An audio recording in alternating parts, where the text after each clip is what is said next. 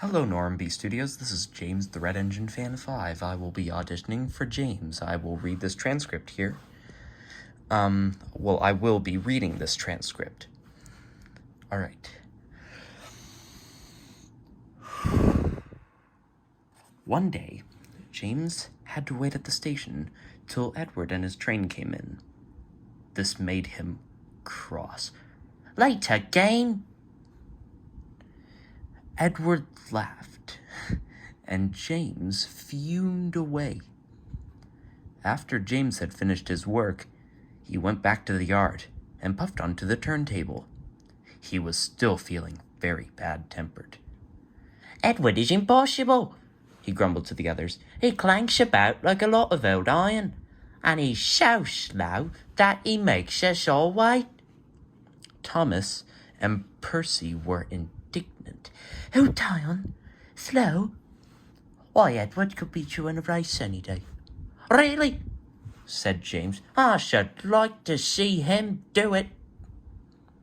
Next morning, James' driver was suddenly taken ill. He could hardly stand. So the firemen uncoupled James, ready for shunting. James was getting impatient. Suddenly, the signalman shouted. There was James puffing away down the line. All traffic all dead, called the signalman. Then he told the firemen what had happened. The boys were on James's footplate, fiddling with the controls. They tumbled off and ran when James started.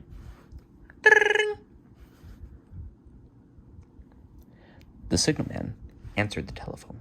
Yes, he's here. Right, I'll tell him. The inspector's coming at once. He wants a shunter's pole and a coil of wire rope. What for? Wondered the fireman. Search me, but you better get them quickly. The fireman was ready when Edward arrived. The inspector saw the pole and rope. Good man, jump in. We'll catch him, puffed Edward. James was laughing. What a lark, he chuckled to himself. Suddenly, he was going faster and faster. He realized that he had no driver. What shall I do? I can't stop. Help!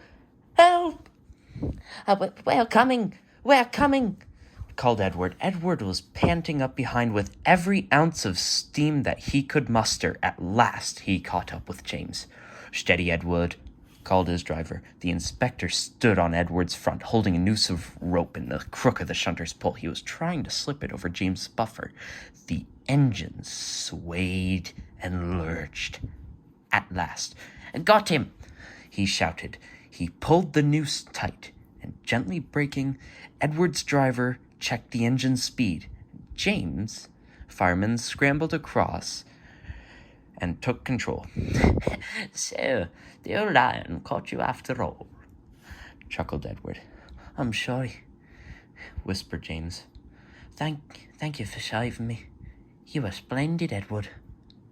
That's all right, replied Edward. The engines arrived at the station side by side. Sir Topham Hatt was waiting. "They're a fine piece of work," he said.